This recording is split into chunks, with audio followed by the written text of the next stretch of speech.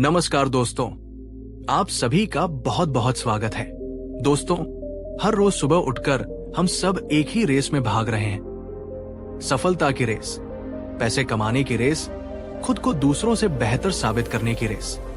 और इन सब के पीछे हमारी सिर्फ एक ही चाहत होती है कि किसी तरह हमारी जिंदगी में खुशी और सुकून आ जाए। लेकिन जरा एक पल के लिए रुकिए और खुद से पूछिए, क्या हम सच में खुश हैं?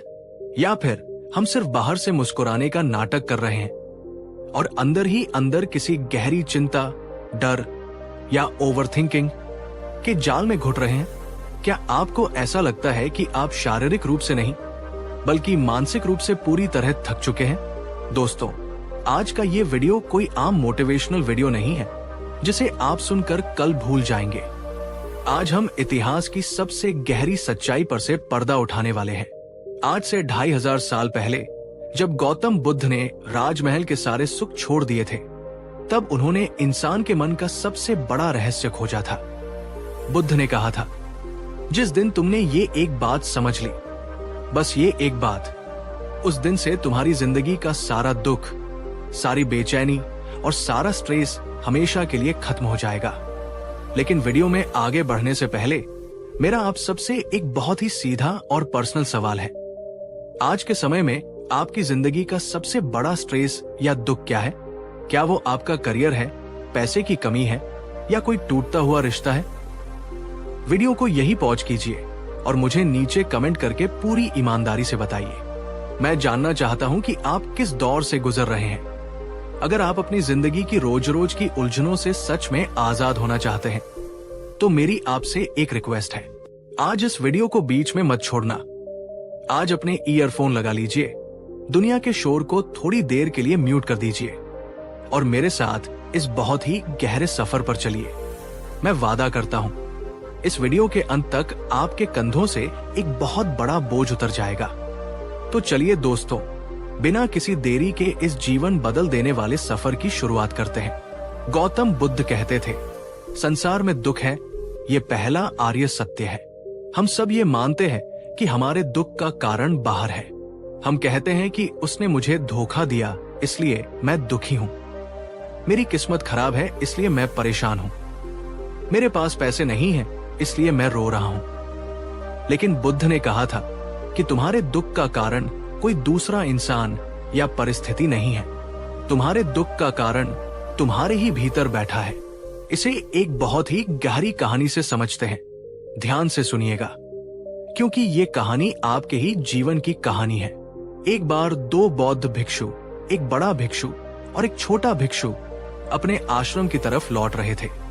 रास्ते में एक बहुत तेज बहने वाली नदी आई। नदी के किनारे एक बहुत ही खूबसूरत जवान औरत खड़ी थी। वो डरी हुई थी क्योंकि उसे नदी पार करनी थी, लेकिन नदी का बहाव बहुत तेज था। उस औरत ने भिक्षुओं से मदद मांगी। बौद्ध भिक्षुओं को स्त्रियों को छूने की मनाही होती है, ये उनके कड़े नियमों में से एक है। छोटा भिक्षु ये सोचकर पीछे हट गया कि नियम नहीं तोड़ना चाहिए, लेकिन बड़े भिक्षु ने बिना कुछ सोचे उस औरत को अपनी पीठ पर उठाया, नदी पार की और उसे दूसरे किनारे पर उतार दिया। औरत ने धन्यवाद कहा और अपने रास्ते चली गई। दोनों भिक्षु फिर से अपने आश्रम की तरफ चलने लगे। घंटों बीत गए, दोनों के बीच कोई बात नहीं हुई, लेकिन छोटे भिक्षु के अंदर विचारों का तूफान चल रहा था। उसका मन क्रोध और उलझन से भरा था। दोस्तों, क्या आपके साथ भी ऐसा होता है कि बाहर से आप एकदम शांत दिखते हैं, लेकिन आपके दिमाग में विचारों का भूचाल चल रहा होता है? क्या आप भी ओवरथिंकिंग के शिकार हैं? कमेंट में लिखकर अपनी हाजिरी लगाएं। छोटा भिक्षु ओवरथिंकिंग कर रहा था। वो सोच रहा था, मेरे गुरु ने इतना बड़ा पाप कैसे कर दिया? उन्होंने एक जवान औरत को छुआ। क्या मुझे जाकर बड़े गुरुजी से इनकी शिकायत करनी चाहिए? जब उससे रहा नहीं गया, तो आश्रम के दरवाजे पर पहुंचते ही वो बड़े भिक्षु पर चिल्ला पड़ा, आपने बहुत बड़ा पाप किया है, आपने हमारे नियम तोड़े हैं, आपने उस औरत को अपनी पीठ पर कैसे उठाया? बड़े भिक्षु ने मुड़कर छोटे भिक्षु की आंखों में देखा और बहुत ही शांत स्वर में एक ऐसी बात कही जिसने छोटे भिक्षु को अंदर तक हिला दिया। बड़े भिक्षु ने कहा, मैंने तो उस औरत को 4 घंटे पहले ही नदी के किनारे उतार दिया था, लेकिन तुम उसे अभी तक अपने दिमाग में ढो रहे हो। दोस्तों, इस कहानी को अपने जीवन से जोड़कर देखिए।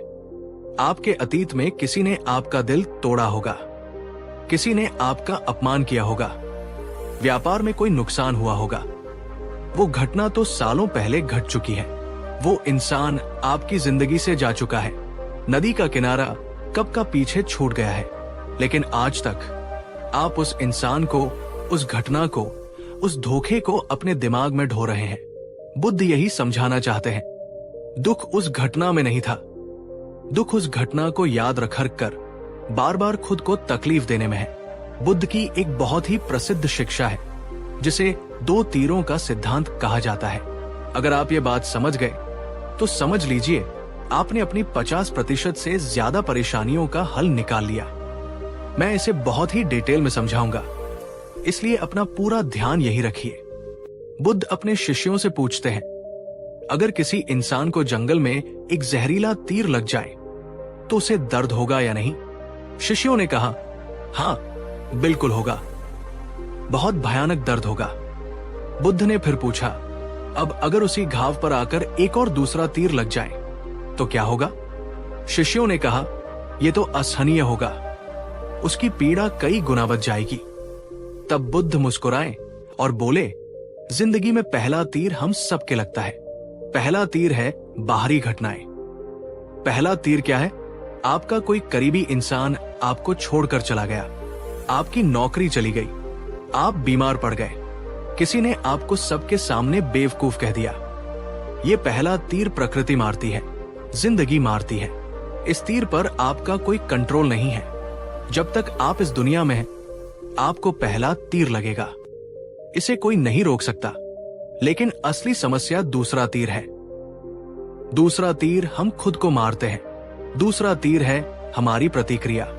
किसी ने आपको छोड़ दिया, अब आप रात दिन कमरे में बंद होकर रो रहे हैं, खुद को कोस रहे हैं कि मेरे अंदर ही कोई कमी होगी, मैं किसी लायक नहीं हूं। ये दूसरा तीर है। नौकरी चली गई, अब आप सोच रहे हैं कि मेरी तो जिंदगी बर्बाद हो गई, मैं सड़क पर आ जाऊंगा, मेरा कोई भविष्य नहीं है। ये दूसरा तीर है। पहला तीर आपको दर्द देता है, दर्द प्राकृतिक है, लेकिन दूसरा तीर आपको दुख देता है, और दुख हमारी खुद की मर्जी होती है। दोस्तों, एक पल के लिए अपनी आंखें बंद करें और सोचें, आज आपके जीवन में जो भी परेशानी चल रही है, उसमें से कितना दर्द पहले तीर का है और कितना दुख आपने दूसरे, तीसरे और चौथे तीर खुद को मार मार कर पैदा किया है। मुझे कमेंट सेक्शन में ईमानदारी से बताइए कि क्या आप भी खुद को दूसरा तीर मारते हैं? जिस दिन आपने खुद को ये दूसरा तीर मारना बंद कर दिया, उस दिन से आपका दुख अपने आप खत्म होना शुरू हो जाएगा। जो हुआ उसे स्वीकार करो। रोना है तो एक बार रो लो, लेकिन उसके बाद उस सोच को वही दफना दो। उसे रोज रोज अपने दिमाग में जिंदा मत करो। बुद्ध की शिक्षाओं का सबसे गहरा रहस्य एक शब्द में छिपा है, आसक्ति, यानी चीजों से चिपके रहना। हम सबने ये लाइन सुनी है, मोह ही दुख का कारण है। लेकिन इसका असली मतलब क्या है? क्या मोह छोड़ने का मतलब यह है कि हम घर परिवार छोड़ दें, हिमालय पर चले जाएं, किसी से प्यार करना बंद कर दें? नहीं, बिल्कुल नहीं। इसे एक और बहुत ही शानदार उदाहरण से समझते हैं। कल्पना कीजिए, आप एक बहुत ही खूबसूरत कांच का गिलास बाजार से खरीद कर लाते हैं। वो गिलास आपको बहुत पसंद है, आप रोज उसमें पानी पीते हैं, आप उसे बहुत संभाल कर रखते हैं। अब एक दिन आप उस गिलास को साफ कर रहे होते हैं और वो आपके हाथ से छूटकर फर्श पर गिर जाता है और टूटकर बिखर जाता है। आपको दुख होता है, गुस्सा आता है, आप परेशान हो जाते हैं। क्यों? क्या इसलिए कि गिलास टूट गया? नहीं, दुनिया में रोज करोड़ों कांच के गिलास टूटते हैं। आपको तब तो रोना नहीं आता। आपको दुख इसलिए हुआ क्योंकि आपने मान लिया था कि ये गिलास हमेशा मेरा रहेगा और ये कभी नहीं टूटेगा। बुद्ध कहते हैं, जब तुम उस गिलास को खरीद कर लाए थे, तभी तुम्हें ये पता होना चाहिए था कि ये गिलास पहले से ही टूटा हुआ है। बस अभी इसके बिखरने का समय नहीं आया है। जिस दिन आप ये बात समझ लेंगे कि इस दुनिया की हर एक चीज, चाहे वो आपका शरीर हो, आपका पैसा हो, आपके रिश्ते हो या आपकी सफलता हो, वो सब उस कांच के गिलास की तरह है, एक ना एक दिन उसे छूटना ही है। हम दुखी इसलिए नहीं है कि चीजें बदल रही है, हम दुखी इसलिए है क्योंकि हम चाहते हैं कि चीजें कभी न बदलें। हम चाहते हैं कि जवानी हमेशा रहे। हम चाहते हैं कि जिसने आज हमसे प्यार किया है वो जिंदगी भर हमसे वैसा ही प्यार करे। हम चाहते हैं कि सफलता हमेशा हमारे कदम चूमे। हम बहती हुई नदी को बर्फ की तरह जमा देना चाहते हैं, और जब नदी बहने की कोशिश करती है तो हमें दुख होता है। मैं आपसे एक बहुत ही पर्सनल सवाल पूछना चाहता हूं। क्या आपने कभी किसी ऐसे इंसान को खोया है जिसे आप अपनी जिंदगी मानते थे, या कोई ऐसा सपना जो टूट गया हो? जब वो टूटा तो क्या आपको ऐसा नहीं लगा कि सब खत्म हो गया? लेकिन आज कुछ सालों बाद क्या आप फिर से जीना नहीं सीख गए? अपना अनुभव कमेंट्स में जरूर शेयर करें। आपका एक कमेंट किसी दूसरे उदास इंसान को हिम्मत दे सकता है। आसक्ति का मतलब प्यार करना नहीं है। आसक्ति का मतलब है चीजों पर कब्जा करना। प्यार कहता है मैं तुम्हें आजाद करता हूं। आसक्ति कहती है तुम सिर्फ मेरे हो। जिस दिन तुमने ये बात समझ ली कि यहां कुछ भी हमेशा के लिए तुम्हारा नहीं है, उस दिन तुम्हारे अंदर से खोने का डर खत्म हो जाएगा। और जहां डर नहीं है वहां दुख कैसे हो सकता है? गौतम बुद्ध का एक और बहुत बड़ा दर्शन है अनित्य। इसका मतलब है कि संसार में कुछ भी स्थायी नहीं है। हर पल सब कुछ बदल रहा है। एक बार एक राजा ने अपने राज्य के सभी बुद्धिमान मंत्रियों को बुलाया। राजा ने कहा, मुझे एक ऐसा सूत्र दो, एक ऐसी लाइन लिख कर दो जिसे मैं अपनी अंगूठी के अंदर छिपा कर रख सकूं, और जब मेरी जिंदगी में घोर निराशा आए, जब मुझे लगे कि सब कुछ खत्म हो गया है, तब मैं उस लाइन को पढूं और मुझे हिम्मत मिल जाए। सब मंत्रियों ने बहुत सोचा, लेकिन कोई भी कुछ ऐसा नहीं लिख पाया। अंत में एक बूढ़े सूफी संत ने राजा को एक पर्ची दी और कहा, इसे अंगूठी में रख लो, लेकिन इसे तभी खोलना जब तुम्हें लगे कि अब बचने का कोई रास्ता नहीं है। कुछ सालों बाद राजा के राज्य पर पड़ोसी दुश्मन ने हमला कर दिया। राजा की सेना हार गई। राजा को अपनी जान बचाकर जंगल में भागना पड़ा। पीछे दुश्मन के सैनिक घोड़ों पर उसका पीछा कर रहे थे। राजा भागते भागते एक गहरी खाई के पास आकर रुक गया।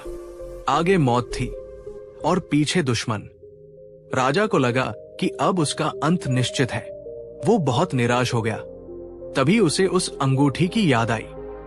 उसने अंगूठी खोली और उसमें रखी पर्ची को निकाला। उस पर्ची पर सिर्फ एक लाइन लिखी थी, ये वक्त भी गुजर जाएगा। राजा ने उस लाइन को पढ़ा।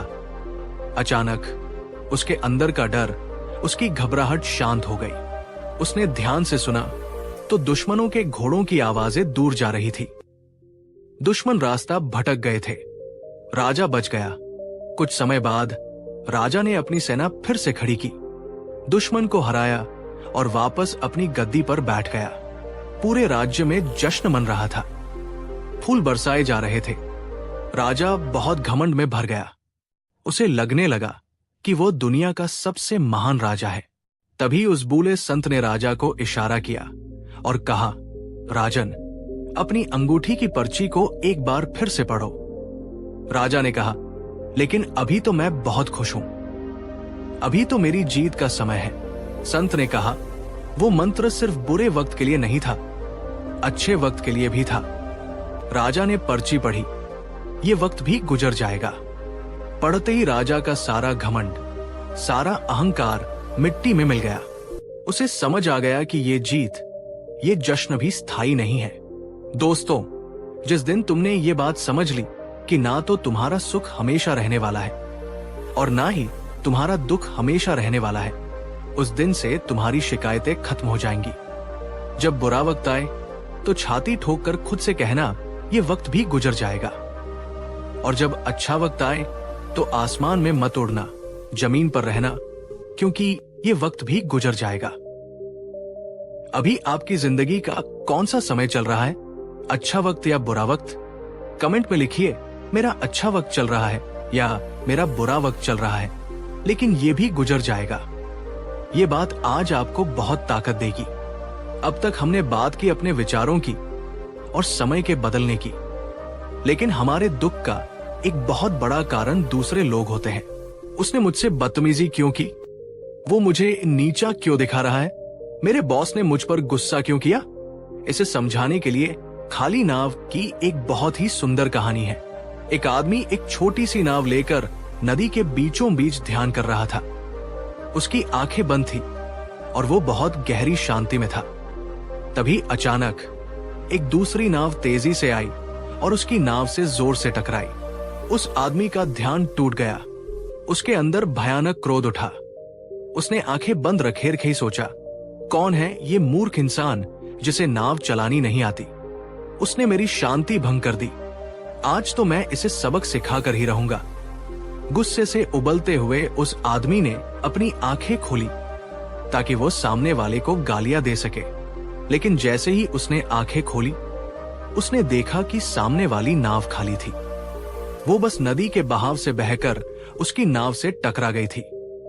ये देखते ही उस आदमी का सारा गुस्सा हवा हो गया। वो जोर जोर से हंसने लगा। नाव अभी भी टकराई थी, शांति अभी भी भंग हुई थी, लेकिन अब उसे गुस्सा नहीं आ रहा था, क्योंकि उसे पता था कि नाव में कोई इंसान नहीं है जो जानबूझकर उसे परेशान कर रहा हो। दोस्तों, हम दुनिया में जिनसे भी टकराते हैं, वो गुस्सा करने वाला बॉस, वो ताने मारने वाला रिश्तेदार, वो धोखा देने वाला पार्टनर, वो सब भी मानसिक रूप से खाली नावें ही हैं।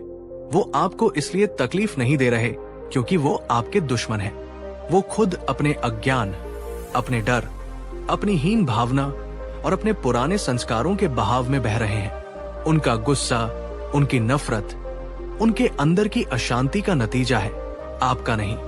जब कोई आप पर गुस्सा करे तो ये मत सोचो कि ये मुझ पर गुस्सा कर रहा है। ये सोचो कि ये इंसान खुद अंदर से कितना दुखी और अशांत है कि इसके अंदर से सिर्फ जहर ही बाहर आ रहा है। जिस दिन तुमने ये बात समझ ली कि हर बुरा इंसान असल में एक बीमार इंसान है जो अज्ञानता की बीमारी से जूझ रहा है, उस दिन तुम्हें उन पर गुस्सा नहीं बल्कि दया आने लगेगी। उस दिन तुम्हारा दुख खत्म हो जाएगा, क्योंकि तुम समझ जाओगे कि ये उनका प्रॉब्लम है, तुम्हारा नहीं। बौद्ध धर्म का एक बहुत ही शक्तिशाली शब्द है तथाता। इसका मतलब है चीजें जैसी है वैसी ही है। हमारा सबसे बड़ा संघर्ष क्या है? हम हमेशा कहते हैं ऐसा नहीं होना चाहिए था, उसे मेरे साथ ऐसा नहीं करना चाहिए था, मेरी किस्मत ऐसी क्यों है? हम जो है उससे लड़ते हैं और जो नहीं है उसकी कल्पना करते हैं। बारिश हो रही है, आप कह रहे हैं यार बारिश क्यों हो रही है, मुझे बाहर जाना था। मौसम कितना खराब है। ये आपका संघर्ष है। बुद्ध कहते हैं जो हो गया सो हो गया। वास्तविकता से लड़ना बंद करो। जब आप चीजों को उसी रूप में स्वीकार कर लेते हैं जैसी वे हैं, तो एक चमत्कार होता है। आपके अंदर से प्रतिरोध खत्म हो जाता है। तथाता का मतलब ये नहीं है कि आप कायर बन जाएं और गलत को सहते रहें। अगर आपके सामने एक शेर आ जाए तो तथाता का मतलब ये नहीं है कि आप खड़े रहें और कहें शेर मुझे खा रहा है, मैं स्वीकार करता हूं। नहीं, तथाता का मतलब है सबसे पहले ये स्वीकार करना कि हाँ, सामने शेर है। घबराओ मत।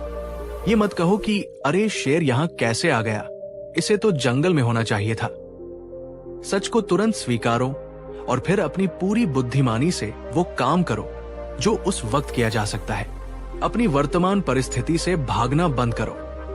अगर तुम आज गरीब हो तो मान लो कि हाँ, मैं अभी गरीब हूं, इसे छिपाओ मत।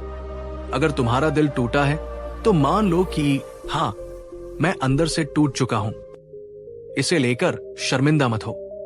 जिस दिन तुमने अपनी सच्चाई को, अपनी कमियों को, अपनी परिस्थितियों को बिना किसी शिकायत के स्वीकार कर लिया, जिस दिन तुमने ये बात समझ ली कि जो है सो है, उस दिन से दुनिया की कोई भी ताकत तुम्हें मानसिक रूप से नहीं गिरा सकती। दोस्तों, मैंने आपको बहुत गहरा दर्शन दिया है, लेकिन ज्ञान तब तक कचरा है जब तक आप उसे अपनी जिंदगी में नहीं उतारते। वीडियो के इस आखिरी हिस्से में मैं आपको 3 ऐसे प्रैक्टिकल तरीके दे रहा हूं जिन्हें आपको आज अभी से लागू करना है। पहला काम, खुद को देखने वाला बनाओ। जब भी आपके मन में कोई बुरा विचार आए, कोई डर आए, तो उसमें बहो मत।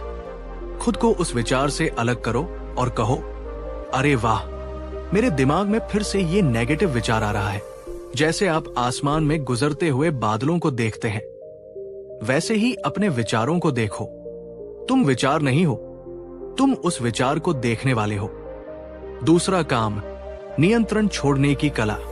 एक कागज लो, उस पर एक तरफ लिखो जिन चीजों पर मेरा कंट्रोल है, और दूसरी तरफ लिखो जिन चीजों पर मेरा कंट्रोल नहीं है। लोग क्या सोचेंगे, रिजल्ट कैसा आएगा, मौसम कैसा रहेगा, सामने वाला मुझसे कैसा बर्ताव करेगा, ये सब तुम्हारे कंट्रोल में नहीं है। इन पर अपनी ऊर्जा बर्बाद करना बंद करो। तुम्हारा कंट्रोल सिर्फ तुम्हारे कर्म, तुम्हारी मेहनत और तुम्हारे रिएक्शन पर है। तीसरा काम, वर्तमान में जीना। याद रखो, अतीत एक याद है जो अब जा चुकी है। भविष्य एक कल्पना है जो अभी आई नहीं है। जो सच है वो सिर्फ ये वर्तमान पल है। आप अभी जहां हैं, जो कर रहे हैं, उसमें अपना 100% डाल दे। चाय पी रहे हैं तो सिर्फ चाय पीजिए, दुनिया भर की टेंशन मत लीजिए।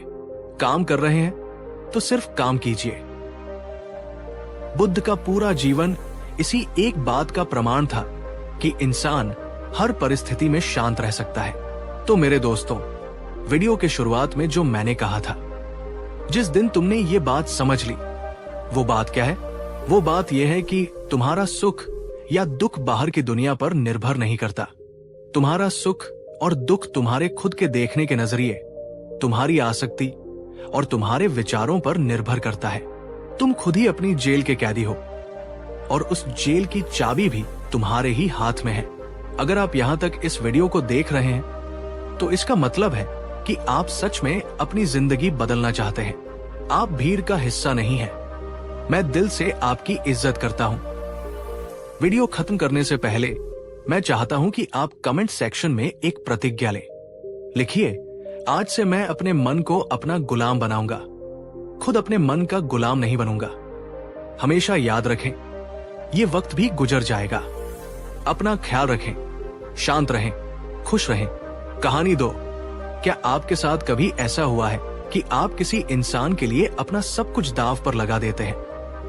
आप उसके लिए अपना कीमती समय निकालते हैं, अपना काम छोड़कर उसकी मदद करते हैं, लेकिन बदले में वो इंसान आपकी बिल्कुल भी कदर नहीं करता।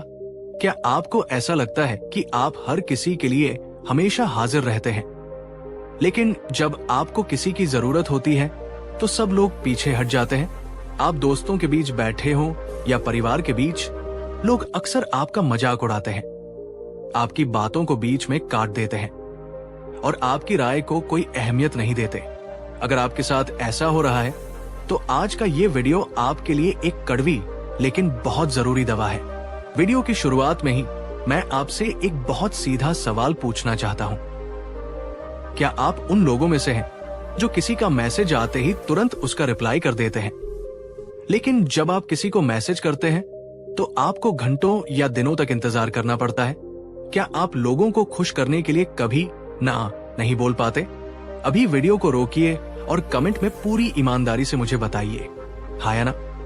दोस्तों, अगर आपका जवाब हाँ है तो इसका मतलब है कि आप अपनी इज्जत खुद अपने हाथों से नीलाम कर रहे हैं। हम अक्सर सोचते हैं कि अगर हम सबके साथ अच्छे से पेश आएंगे, सबकी मदद करेंगे, किसी को मना नहीं करेंगे, तो लोग हमारी बहुत इज्जत करेंगे, लोग हमें बहुत अच्छा इंसान मानेंगे। लेकिन सच्चाई क्या है? सच्चाई यह है कि ये दुनिया बहुत जालिम है। यहाँ जो चीज मुफ्त में और हर वक्त मिलती है, लोग उसे कचरा समझ लेते हैं। अगर आप लोगों के लिए हमेशा उपलब्ध रहेंगे तो लोग आपको फालतू समझने लगेंगे। आज मैं आपको गौतम बुद्ध के जीवन की एक ऐसी कहानी सुनाने जा रहा हूं जो आपकी आंखें खोल देगी। ये कहानी आपको बताएगी कि आपकी असली कीमत क्या है और लोग आपकी इज्जत क्यों नहीं करते। अगर आज आप अपमान का घूंट पीकर थक चुके हैं, अगर आप चाहते हैं कि लोग आपकी बातों को ध्यान से सुने, और आपका सम्मान करें, तो मेरी आपसे विनती है कि इस वीडियो को आज बीच में मत छोड़ना। इसका एक एक शब्द आपके आत्मसम्मान को वापस लौटाने की ताकत रखता है। तो चलिए अपने मन को एकाग्र कीजिए और इस सफर पर मेरे साथ चलिए। एक बार की बात है, गौतम बुद्ध एक गांव में अपने शिष्यों के साथ ठहरे हुए थे। उस गांव का एक नौजवान लड़का जिसका नाम देवदत्त था बहुत परेशान था। देवदत्त स्वभाव से बहुत ही सीधा और नेक इंसान था। वो कभी किसी का बुरा नहीं चाहता था। वो अपने परिवार की हर बात मानता था। अपने दोस्तों के हर काम में उनकी मदद करता था। अगर किसी को आधी रात भी कोई जरूरत हो तो देवदत्त अपना काम छोड़कर भागता हुआ जाता था। लेकिन इतनी अच्छाई के बावजूद देवदत्त बहुत दुखी था। कारण यह था कि कोई भी उसकी इज्जत नहीं करता था। उसके दोस्त उसे बेवकूफ समझते थे और उसका मजाक उड़ाते थे। उसके परिवार वाले उसे कोई जिम्मेदारी नहीं देते थे और ना ही किसी महत्वपूर्ण फैसले में उसकी राय लेते थे। हर कोई उस पर हुक्म चलाता था। देवदत्त अंदर ही अंदर घुट रहा था। उसे समझ नहीं आ रहा था कि उसकी अच्छाई का ऐसा सिला उसे क्यों मिल रहा है। जब उसने सुना कि गौतम बुद्ध गांव में आए हैं तो वो रोता हुआ बुद्ध के पास पहुंचा। देवदत्त बुद्ध के चरणों में गिर पड़ा और बोला, हे तथागत, मैं इस दुनिया से बहुत निराश हो चुका हूं। मैं सबके लिए अच्छा करता हूं। मैं किसी को कभी मना नहीं करता। अपना नुकसान करके भी दूसरों का फायदा देखता हूं। लेकिन फिर भी कोई मेरी इज्जत नहीं करता।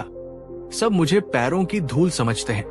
लोग मेरा इस्तेमाल करते हैं और फिर मुझे भूल जाते हैं। आखिर मेरी गलती क्या है? क्या अच्छा इंसान होना कोई पाप है? बुद्ध ने देवदत्त को शांत किया। बुद्ध उसकी समस्या को गहराई से समझ चुके थे।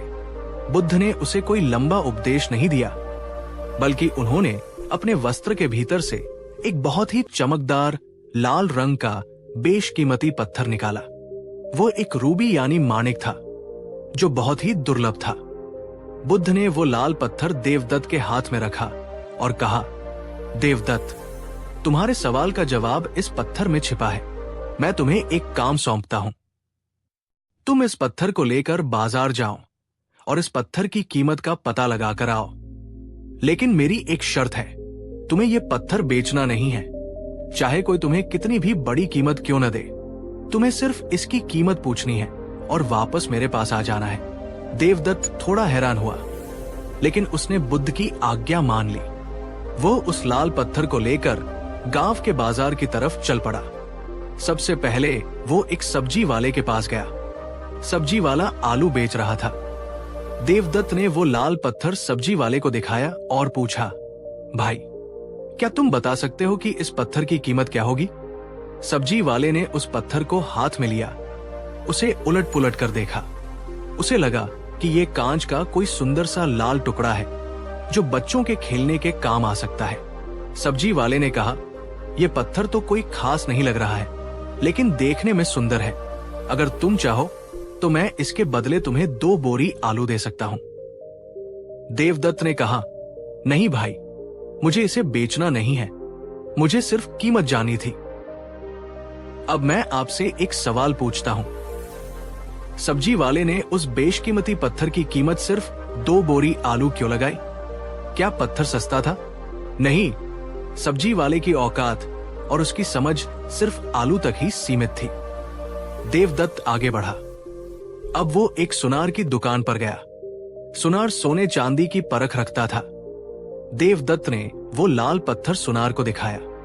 सुनार ने जैसे ही उस पत्थर को देखा, उसकी आंखें फटी की फटी रह गई।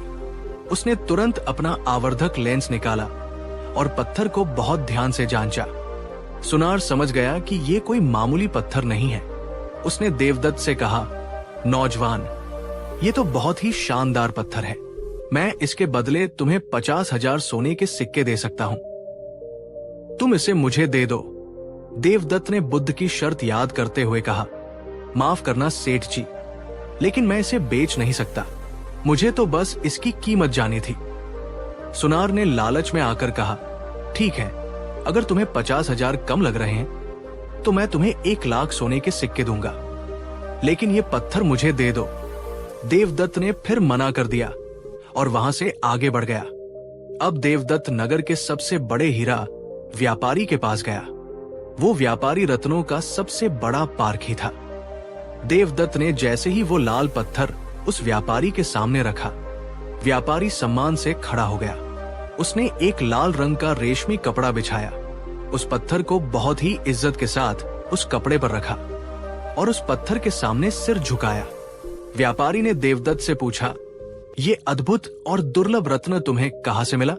पूरे राज्य में ऐसा रत्न दूसरा कोई नहीं है। देवदत्त ने पूछा, सेठ जी, कृपया मुझे इसकी कीमत बताइए। व्यापारी ने एक गहरी सांस ली और कहा, नौजवान, इस पत्थर की कोई कीमत नहीं लगाई जा सकती। ये अनमोल है। अगर मैं अपनी सारी दौलत, अपना घर, अपनी सारी जायदाद और अपनी जान भी दांव पर लगा दूं, तब भी मैं इस पत्थर को खरीद नहीं सकता। ये बेशकीमती है। ये सुनकर देवदत्त हैरान रह गया। वो तुरंत दौड़ता हुआ गौतम बुद्ध के पास वापस लौटा। उसने बुद्ध को पूरी घटना बताई। उसने बताया कि कैसे सब्जी वाले ने 2 बोरी आलू कीमत लगाई, सुनार ने लाख सोने के सिक्के और हीरा व्यापारी ने उसे अनमोल बताया। देवदत्त ने कहा, तथागत, अब मुझे बताइए कि इस पत्थर का मेरी समस्या से क्या लेना देना है? बुद्ध बहुत ही शांत स्वर में बोले, देवदत्त, ये पत्थर कोई और नहीं बल्कि तुम खुद हो। तुम भी इस लाल रत्न की तरह ही बेशकीमती और अनमोल हो। तुम्हारे अंदर भी अच्छाई, प्रेम और समर्पण है, लेकिन तुम्हारी सबसे बड़ी गलती यह है कि तुम अपनी कीमत एक सब्जी वाले से पूछ रहे हो। बुद्ध की ये बात ध्यान से सुनिएगा। बुद्ध ने कहा, देवदत्त, तुम अपने जीवन के अनमोल रत्न को लेकर उन लोगों के बीच खड़े हो जिन्हें तुम्हारी परख ही नहीं है। अगर तुम अपना जीवन उन लोगों को सौंप दोगे जो तुम्हारी कीमत सिर्फ 2 बोरी आलू समझते हैं, तो वे तुम्हारे साथ वैसा ही व्यवहार करेंगे। जब तुम अपनी इज्जत खुद नहीं करते, जब तुम हर किसी के लिए हमेशा उपलब्ध रहते हो, तो तुम अपनी कीमत खुद गिरा लेते हो। हीरा व्यापारी ने उस रत्न की इज्जत इसलिए की क्योंकि वो उसकी अहमियत जानता था। तुम्हें भी अपने जीवन में ऐसे लोग चुनने होंगे जो तुम्हारी कीमत पहचानते हो। और सबसे पहले तुम्हें खुद ये मानना होगा कि तुम अनमोल हो। ये सुनकर देवदत्त की आंखों से आंसू बहने लगे। उसके मन का सारा अंधकार मिट गया। उसे समझ आ गया कि लोग उसका अपमान इसलिए नहीं करते कि वो बुरा है, बल्कि इसलिए करते हैं क्योंकि वो गलत लोगों के सामने अपनी अच्छाई का प्रदर्शन कर रहा था और खुद की अहमियत भूल गया था। दोस्तों, ये कहानी यही पूरी होती है, लेकिन आपके और मेरे जीवन का असली सच अब शुरू होता है। क्या आपको नहीं लगता कि आप भी अपनी जिंदगी में उस देवदत्त की तरह ही बर्ताव कर रहे हैं? आप उन लोगों से सम्मान और प्यार की भीख मांग रहे हैं जिनकी मानसिक औकात उस आलू बेचने वाले से ज्यादा नहीं है। जरा सोचिए, जब आप किसी इंसान को बार बार कॉल करते हैं, वो आपका फोन काट देता है, फिर भी आप उसे मैसेज करते हैं कि मुझसे बात कर लो, तो आप क्या कर रहे हैं?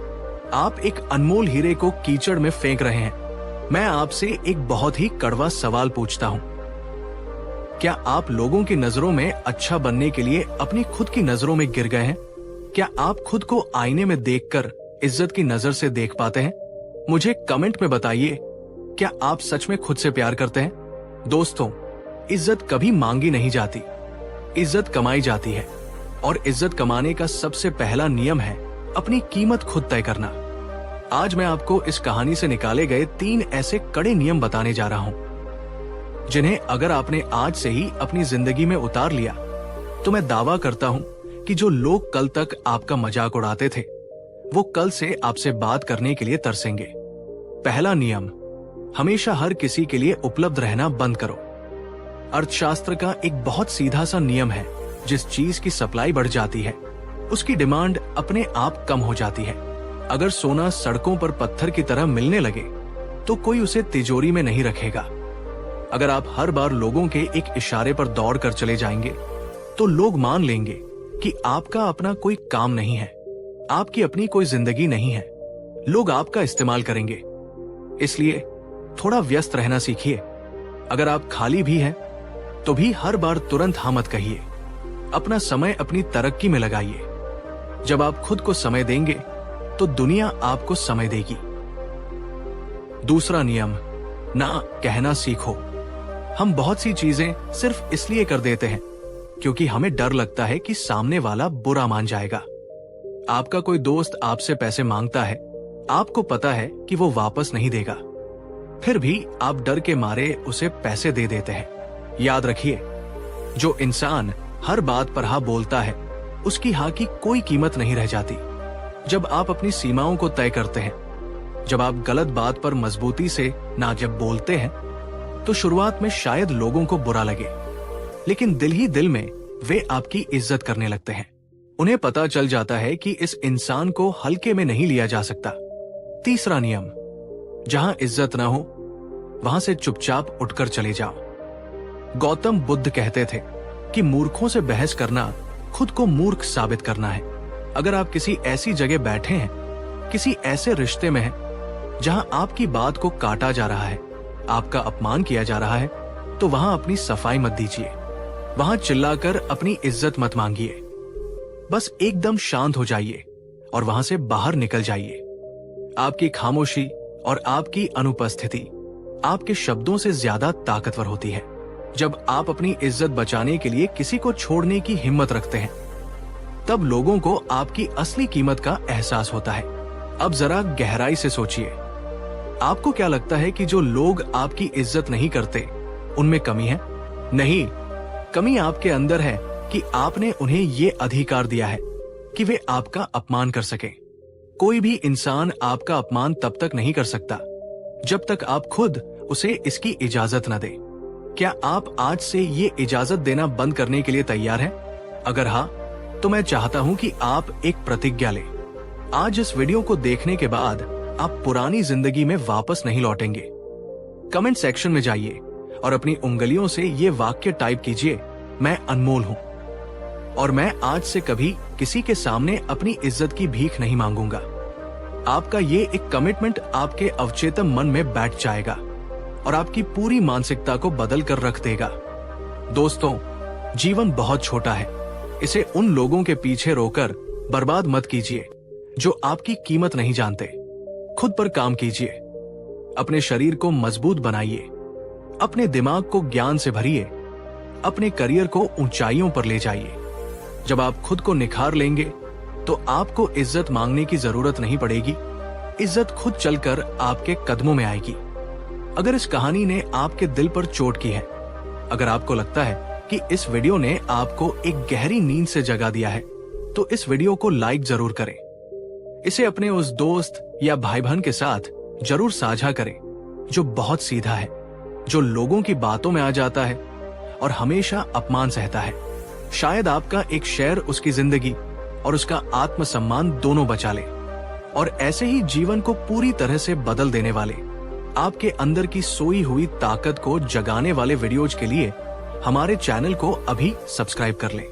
घंटी का निशान जरूर दबाएं ताकि हमारी कोई भी कहानी आपसे छूट न जाए। हमेशा याद रखिए, आप वो लाल बेशकीमती रत्न हैं। अब यह आपको तय करना है कि आपको सब्जी वाले के पास जाना है या जौहरी के पास। अपना और अपने स्वाभिमान का बहुत ख्याल रखें। शांत रहें, मजबूत बने और मुस्कुराते रहें। धन्यवाद। कहानी 3, क्या आप बहुत मेहनत करते हैं लेकिन फिर भी सफलता आपसे दूर भागती है? क्या आपको लगता है कि आप जो भी काम शुरू करते हैं उसमें कोई ना कोई रुकावट आ ही जाती है? और क्या कभी कभी रात को सोते समय आपके मन में ये विचार आता है कि मेरी तो किस्मत ही खराब है, भगवान ने मेरे भाग्य में सिर्फ दुख और संघर्ष ही क्यों लिखा है? अगर आपके मन में भी कभी ये सवाल आया है तो वीडियो को अभी रोकिए और कमेंट में आप लिखिए।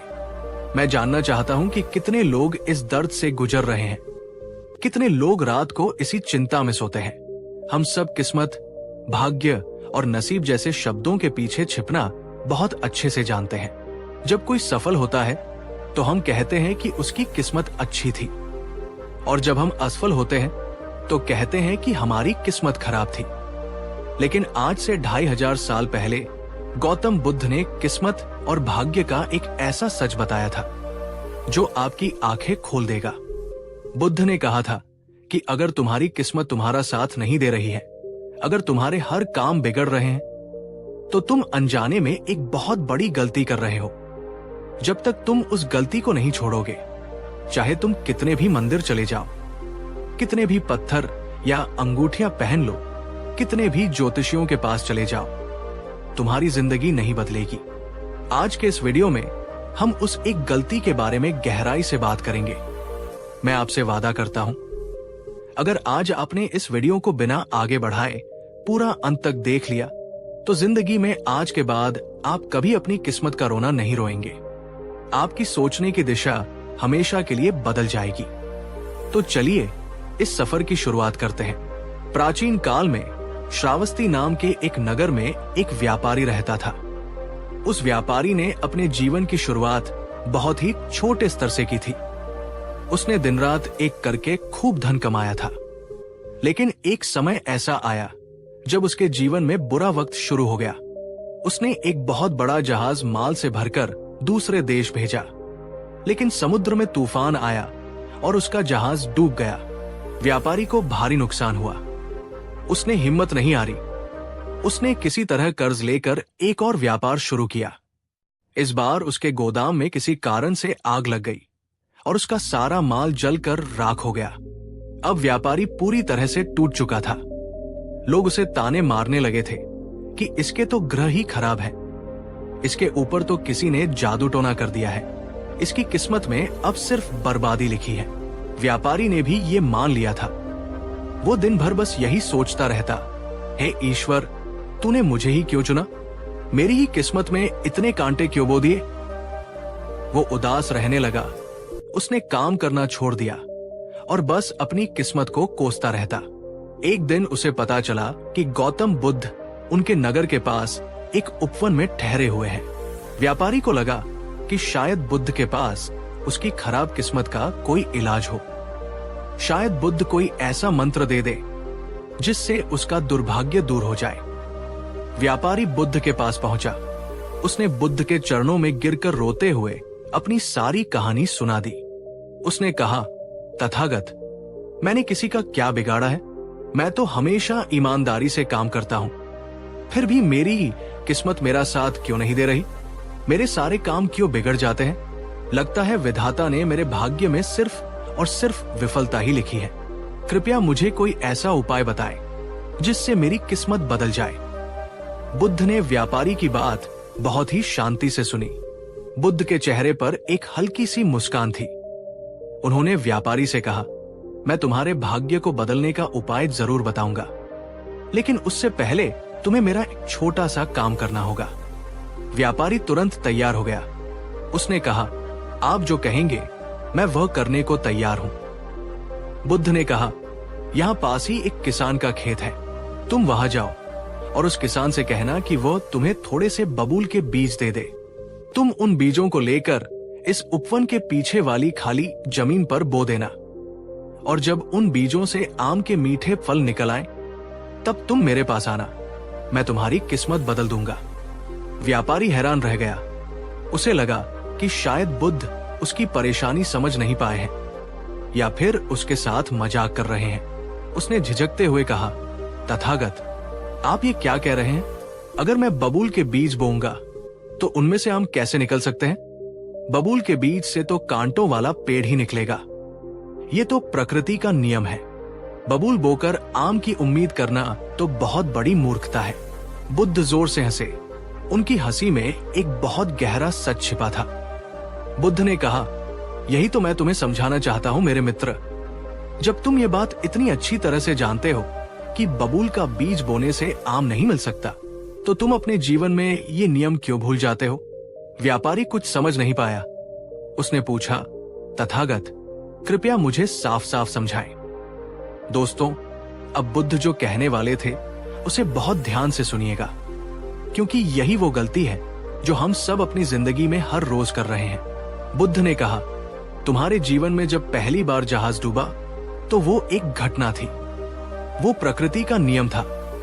तूफान किसी की किस्मत देखकर नहीं आता। जब तुम्हारे गोदाम में आग लगी तो वो एक दुर्घटना थी। लेकिन उन घटनाओं के बाद तुमने क्या किया? तुमने अपने मन में निराशा, शिकायत और खुद को कमजोर मानने के बीज बोने शुरू कर दिए। तुम दिन रात अपनी किस्मत को कोसने लगे।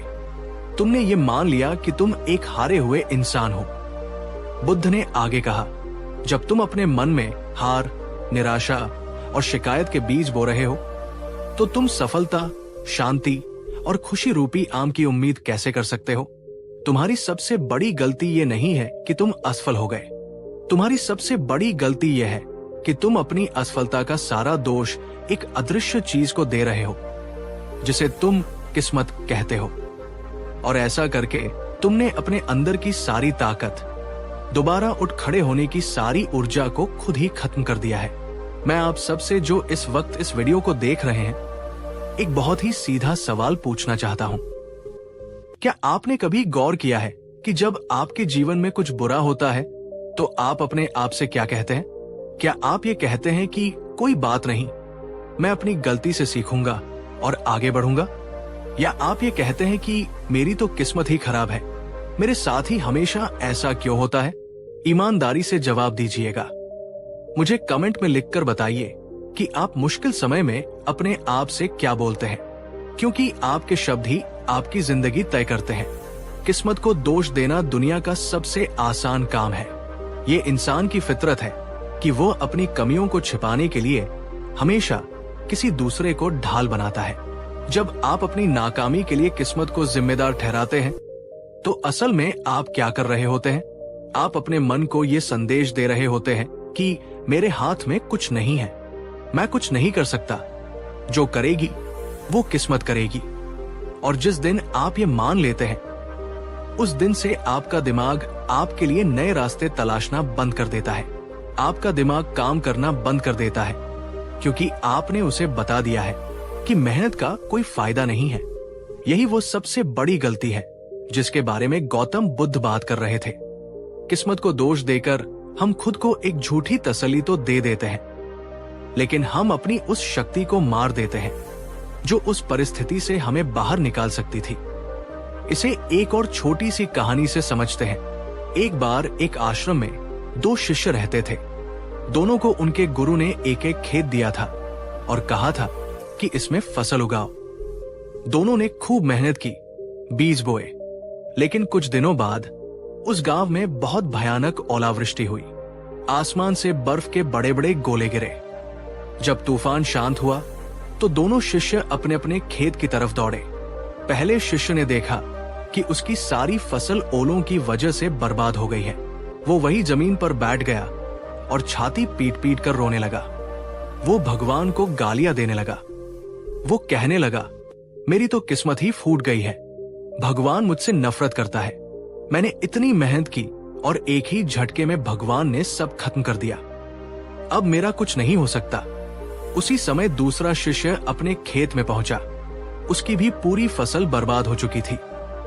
नुकसान दोनों का बराबर हुआ था, लेकिन दूसरे शिष्य ने रोने और किस्मत को कोसने की बजाय आसमान की तरफ देखा और कहा, हे ईश्वर, मैं जानता हूं कि यह तूफान मेरे लिए एक परीक्षा है। तुमने मेरी फसल नष्ट कर दी, कोई बात नहीं, लेकिन तुम मेरे अंदर का साहस, मेरी मेहनत करने की ताकत और मेरे अनुभव को नष्ट नहीं कर सकते। मैं कल से फिर से खेत जोतूंगा और इस बार और भी मजबूत बीज बोऊंगा। दोस्तों, परिस्थितियां दोनों के लिए एक जैसी थी। दोनों पर एक ही आसमान से ओले गिरे थे। किस्मत ने दोनों के साथ एक जैसा खेल खेला था, लेकिन एक ने खुद को पीड़ित मान लिया और हार कर बैठ गया। दूसरे ने जिम्मेदारी ली और दोबारा खड़ा होने का फैसला किया। क्या आपको लगता है कि किस्मत नाम की कोई चीज आसमान में बैठी है जो आपके साथ दुश्मनी निकाल रही है? नहीं, किस्मत सिर्फ घटनाओं का एक सिलसिला है। बारिश का होना किस्मत है, लेकिन उस बारिश में छतरी खोलना या भीग कर बीमार पड़ जाना, ये आपका कर्म है। गौतम बुद्ध ने हमेशा कर्म पर जोर दिया। बुद्ध कहते थे कि आज तुम जो भी हो, वो अपने पिछले विचारों और कर्मों का परिणाम हो, और कल तुम जो भी बनोगे वो इस बात पर निर्भर करेगा कि आज इसी वक्त तुम क्या सोच रहे हो और क्या कर रहे हो। जब आप ये कहते हैं कि मेरी किस्मत खराब है, तो आप ब्रह्मांड को एक बहुत ही नकारात्मक ऊर्जा भेज रहे होते हैं। आप हर जगह सिर्फ कमियां खोजने लगते हैं, और जब आप कमियां खोजते हैं तो आपको सिर्फ कमियां ही मिलती हैं। कल्पना कीजिए कि आपके हाथ में एक लाल रंग का चश्मा है और आपने उसे अपनी आंखों पर पहन लिया है। अब आप जहां भी देखेंगे आपको हर चीज लाल ही दिखाई देगी। सफेद दीवार भी लाल दिखेगी, हरा पेड़ भी लाल दिखेगा। गलती उस दीवार या उस पेड़ की नहीं है, गलती आपके चश्मे की है। इसी तरह जब आप अपनी आंखों पर खराब किस्मत और शिकायत का चश्मा पहन लेते हैं तो आपको आने वाले अच्छे अवसर भी विपत्ति लगने लगते हैं। आपको हर इंसान में बुराई दिखने लगती है, आपको हर नए काम में सिर्फ हार दिखाई देती है। तो फिर इस गलती को सुधारे कैसे? अगर किस्मत सच में साथ नहीं दे रही है, अगर बार बार असफलता मिल रही है, तो हमें क्या करना चाहिए? बुद्ध के दर्शन से हमें इसके 3 बहुत ही स्पष्ट और गहरे उपाय मिलते हैं। आज ही से, इसी पल से आपको इन तीनों बातों को अपने जीवन में उतारना है। पहला काम जो आपको करना है वो है शिकायत करना पूरी तरह से बंद कर देना। जी हाँ, 100% शिकायत बंद। अपने परिवार से शिकायत, समाज से शिकायत, सरकार से शिकायत और सबसे बढ़कर भगवान या किस्मत से शिकायत करना बंद कर दीजिए। जब भी आपके मुंह से शिकायत निकलने वाली हो, उसी वक्त अपने होठों को बंद कर लीजिए। अपने आप से कहिए कि रोने और शिकायत करने से आज तक दुनिया में किसी की भी समस्या हल नहीं हुई है, मेरी भी नहीं होगी। शिकायत करना उस इंसान की निशानी है जो अंदर से कमजोर है। आपको कमजोर नहीं बनना है। मैं चाहता हूं कि आप अभी इसी वक्त एक संकल्प लें। कमेंट में लिखिए, आज से मैं किस्मत से शिकायत करना बंद कर रहा हूं। आपका ये एक छोटा सा कमेंट आपके अवचेतन मन यानी सबकॉन्शियस माइंड को एक बहुत बड़ा संकेत देगा कि अब आप बदल रहे हैं। दूसरा काम जो आपको करना है वो है 100% जिम्मेदारी लेना। इसे अंग्रेजी में एक्सट्रीम ओनरशिप कहते हैं, लेकिन बुद्ध ने इसे कर्म का सिद्धांत कहा था। इसका मतलब है कि आपकी जिंदगी में जो कुछ भी हो रहा है, चाहे वो अच्छा हो या बुरा, उसकी जिम्मेदारी खुद पर लेना शुरू करें। अगर व्यापार में घाटा हुआ है तो किस्मत को दोष मत दीजिए। ये मानिए कि आपने बाजार को समझने में कोई गलती की होगी। अगर कोई रिश्ता टूटा है तो ये मत कहिए कि किस्मत में प्यार नहीं था। ये सोचिए कि शायद आपके व्यवहार में कोई कमी रह गई होगी। जिम्मेदारी लेना बहुत दर्दनाक होता है। अपने अहंकार को चोट पहुंचाना आसान नहीं होता। जब हम कहते हैं कि मेरी गलती है तो बहुत तकलीफ होती है, लेकिन दोस्तों, यही वो दर्द है जो आपको अंदर से मजबूत बनाता है। जिस दिन आप अपनी असफलता की जिम्मेदारी खुद अपने कंधों पर ले लेंगे, उसी दिन से आपको उस असफलता को सफलता में बदलने का रास्ता भी मिल जाएगा। क्योंकि जो इंसान गलती मान सकता है, सिर्फ वही इंसान उस गलती को सुधार भी सकता है। और तीसरा सबसे महत्वपूर्ण काम है अपने वर्तमान के कर्म पर ध्यान देना। बुद्ध कहते हैं कि अतीत मर चुका है। जो जहाज डूब गया, जो फसल बर्बाद हो गई, जो पैसा डूब गया, वो अब वापस नहीं आ सकता। उसे लेकर बैठे रहने से सिर्फ दुख मिलेगा। और भविष्य अभी पैदा नहीं हुआ है। कल क्या होगा, सफलता मिलेगी या नहीं, ये सोचना भी व्यर्थ है। आपके पास जो कुछ भी है वो सिर्फ ये पल है, ये वर्तमान है। आप आज अभी क्या कर सकते हैं? क्या आप एक नई शुरुआत कर सकते हैं? क्या आप कोई नई किताब पढ़कर ज्ञान बढ़ा सकते हैं? क्या आप अपने काम का तरीका बदल सकते हैं? अगर हाँ, तो अपनी सारी ऊर्जा उस एक काम में लगा दीजिए। जब आप अपना पूरा ध्यान अपने आज के काम पर लगा देते हैं तो आपके पास ये सोचने का समय ही नहीं बचता कि आपकी किस्मत अच्छी है या खराब। और जानते हैं मजे की बात क्या है?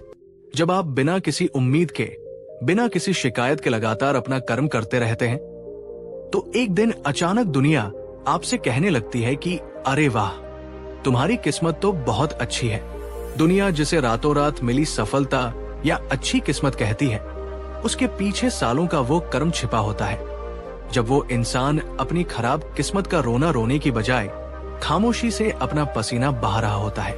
उस व्यापारी की कहानी पर वापस आते हैं। बुद्ध की बातें सुनकर व्यापारी की आंखों से अज्ञान का पर्दा हट गया।